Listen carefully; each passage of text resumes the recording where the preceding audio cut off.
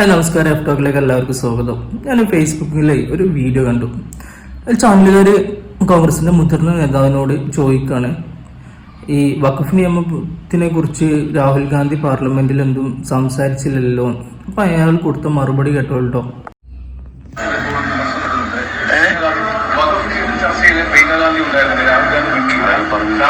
സംസാരിച്ചില്ല. അങ്ങനെ രൂക്ഷമായ വിമർശനമാണ് കോൺഗ്രസിന്റെ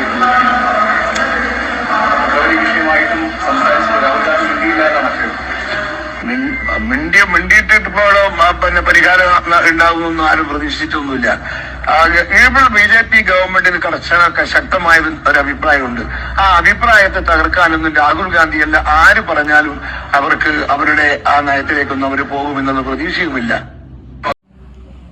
അപ്പൊ ഈ നേതാവ് പറയുന്നത് രാഹുൽ ഗാന്ധി അവിടെ പറഞ്ഞിട്ട് കാര്യമൊന്നുമില്ല, BJPക്ക് വ്യക്തമായ ഒരു നിലപാടുണ്ട്, അല്ലെങ്കിൽ ഒരു ആശയമുണ്ട്, അതിനനുസരിച്ച് അവർ പോകുള്ളൂ. അത് കുറച്ചു മുമ്പ് അവർക്ക് ഒരു ആശയം ഉണ്ടായിരുന്നു. അന്ന് നമ്മളെ കയ്യിൽ ഭരണം ബാബരി മസ്ജിദ് തകർത്ത സമയത്ത് അന്ന് നമ്മൾ എന്ത് മുണ്ടിയിട്ടില്ലായിരുന്നു. കാരണം നമ്മൾ മുണ്ടിയിട്ട് കാര്യമില്ല, ഓല ആശയം അതാണ്.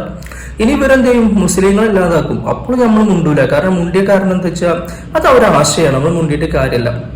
അങ്ങനെ അവരെന്ത് ചെയ്യും, ക്രിസ്ത്യാനികൾ ഇല്ലാതാക്കും. അപ്പോഴും നമ്മൾ മുണ്ടൂല, കാരണം മുണ്ടിയിട്ട് കാര്യമില്ല, അത് അവരുടെ ആശയമാണ്. പിന്നെ അവർ ദലിതരെ ഇല്ലാതാക്കും. അപ്പോഴും നമ്മൾ മുണ്ടൂല, അതും അവരുടെ ആശയമാണല്ലോ. പിന്നെ അവർ കമ്മ്യൂണിസ്റ്റ് ഇല്ലാതാക്കും. അപ്പൊ എന്താവും, അപ്പോൾ നമ്മൾ മുണ്ടൂല. ഓല നമ്മളെ ശത്രുക്കളോട് പോരായത്തിന് ഓല ആശയമാണല്ലോ. അങ്ങനെ ഓല ആശയങ്ങളൊക്കെ ഓല നടപ്പാക്കായിട്ട് ഞങ്ങൾ കുറച്ച് ആൾക്കാർ ഇവിടെ ഉണ്ടാവും. ഞങ്ങളും ഓരോ കൂടി കൂടിയിട്ട് എന്താവും, ഒന്നാവും. പിന്നെ അവിടെ ഇലക്ഷനും ഉണ്ടാവില്ല, ഞങ്ങൾ മാത്രമേ ഉണ്ടാകുള്ളൂ. പിന്നെ ഞങ്ങൾക്ക് രാജഭരണോ അല്ലെങ്കിൽ ഞങ്ങൾക്ക് എല്ലാം കൂടി കണ്ട് ഞങ്ങൾക്കാണ്ട് വീതിച്ചെടുത്താണ്ട് എങ്ങനെയെങ്കിലൊക്കെ ഭരിക്കാലോ. അതുവരെ ഞങ്ങൾ എന്താവൂല, മുണ്ടൂല. മുണ്ടിട്ട് കാര്യമില്ല, ഓല ആശയം അതാണല്ലോ. ബാബരി മസ്ജിദ് തകർക്കുന്ന സമയത്ത് അതിനെതിരെ കോൺഗ്രസ് അല്ലെങ്കിൽ അന്നത്തെ ഭരണാധികാരികൾ ഒന്ന് ആക്ഷൻ എടുത്തിട്ടുണ്ടെങ്കിൽ, ആ മൗനം വിസമ്മതിച്ചിട്ട് ഡയറക്റ്റ് ആയിട്ട് ഇറങ്ങിയിട്ടുണ്ടെങ്കിൽ ഇന്നും കോൺഗ്രസിന്റെ കയ്യിൽ ഭരണം നിന്നേനു. എന്ന് മുതലാണോ അവര് ആ ബാബരി മസ്ജിദിന് മൗനം പാലിച്ചത്, അന്ന് മുതലാണ് ഇവിടെ വർഗീയതക്ക് വിത്ത് വാങ്ങിയതെന്നാണ് എനിക്ക് തോന്നുന്നത്. കാരണം അന്ന് മുതലാണ് വർഗീയത അത്രയും കൂടുതലാകാൻ തുടങ്ങിയത്.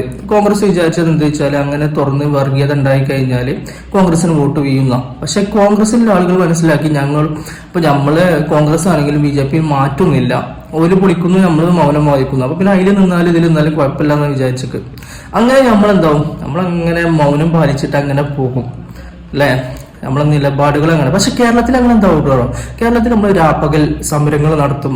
അതുപോലെ തന്നെ അങ്ങാടികളിലൊക്കെ രാപ്പകൽ സമരങ്ങളും അതുപോലെ സമരങ്ങളൊക്കെ ഞങ്ങൾ കണ്ടക്ട് ചെയ്യും. കാരണം എന്തിനു വെച്ചാൽ ഞങ്ങൾക്ക് കേരളത്തിൽ ഭരിക്കണമല്ലോ. ഇടയ്ക്കിടയ്ക്ക് ഞങ്ങൾക്ക് കിട്ടുക, ഞങ്ങൾ കേരളത്തിലെ ജനങ്ങളുണ്ട്, അതുപോലെ നമുക്ക് വോട്ട് ചെയ്യും. നമ്മൾ മൗനം പാലിച്ചാൽ നമ്മളെ സപ്പോർട്ട് ചെയ്യുന്ന കുറെ ആളുകളുണ്ട്. പുറത്ത് ഞങ്ങൾ എന്താട്ടും നല്ലോണം സംസാരിക്കും. വഖഫിന്റെ ബോർഡിനാണെങ്കിലും മറ്റുള്ള ആളുകൾക്ക് ഓരോ ആശയത്തിനെതിരെ ഞങ്ങൾ പുറത്തെല്ലോണം സംസാരിക്കും. പക്ഷെ പാർലമെന്റ് ഞങ്ങൾ സംസാരിക്കില്ല, കാരണം അവരാശയം അങ്ങനെയാണ്. അപ്പൊ ഇത്രയൊക്കെ തന്നെ ഉള്ളു പറയാനുള്ളത്. ചിന്തിക്കുക.